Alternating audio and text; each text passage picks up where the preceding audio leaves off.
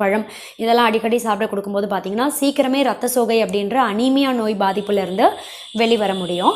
அதோட மட்டும் இல்லை, மலச்சிக்கல் பிரச்சனையே ஏற்படாமல் தடுக்கிறதுல இழந்த வடை, இழந்த பழம் எல்லாமே ரொம்ப முக்கியமான ஒரு உணவாக இருக்குது. செரிமான திறனையும் நல்லா மேம்பட செய்யும். அஜீரணம் மாதிரியான செரிமானம் சம்மந்தப்பட்ட பிரச்சனையெல்லாம் ஏற்படாமல் தடுத்து குடல் பகுதியோட இயக்கத்தை கூட பார்த்திங்கன்னா ரொம்ப சீரான முறையில் செயல்பட வைக்கும்.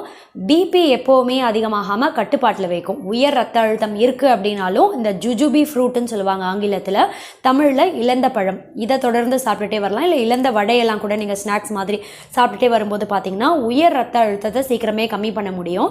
இதயம் உறுப்பும் ரொம்ப ஆரோக்கியமாக செயல்படும். மாரடைப்பு, பக்கவாதம்லாம் ஏற்படக்கூடிய வாய்ப்பை இது ரொம்பவே கம்மி பண்ணிடும்.